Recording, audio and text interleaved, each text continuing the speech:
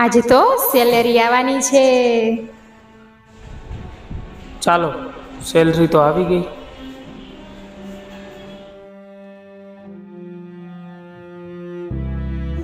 એ ભગવાન. આવી ગયા તમે? પગાર થઈ ગયો તમારે? હા, પગાર તો થઈ ગયો. આ વખતે ઓવર ટાઈમ કર્યો હતો ને, એ પગાર છે ને થોડોક વધારે જ આવ્યો. બરાબર, હાલે તાર ખર્ચા ને પૈસા. આ શું લખસ તું? એ તો હું હિસાબ કરતી હતી. અને હા, આ વખત પગાર વધારે આવ્યો છે ને તો હું એક સાડી લઈશ. હો? હા હા, મારી એક જોડી બૂટ ની લેવાની છે. હા, પણ આપણે હિસાબ તો કરી લે. ચાલો. હા,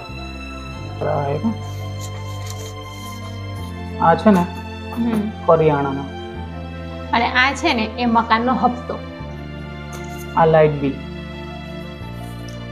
આ દૂધ માટે, આ શાકભાજી માટે, અને આ છે ને છોકરાની ફીસના, આ મારા પેટ્રોલના. તો પછી આ ગેસ માટે. હવે થોડીક સેવિંગ કરવી જોઈએ ને. હા બરાબર, તો આ સેવિંગ માટે. બરાબર.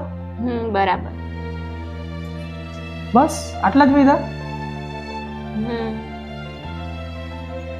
અરે યાર, મોબાઈલ નું રિચાર્જ તો રહી ગયું.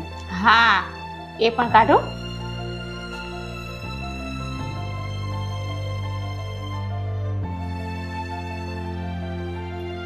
કઈ વાંધો નહીં, આપણી સાડી અને તમારા બૂટ છે ને એ આગલા મહિને લઈ લેશું. ઓકે. સવારે ઉઠીને કામ પર જાય છે, મહેનત કરીને પૈસા કમાય છે, અને એના પગારનો એવી રીતે હિસાબ લગાડે છે.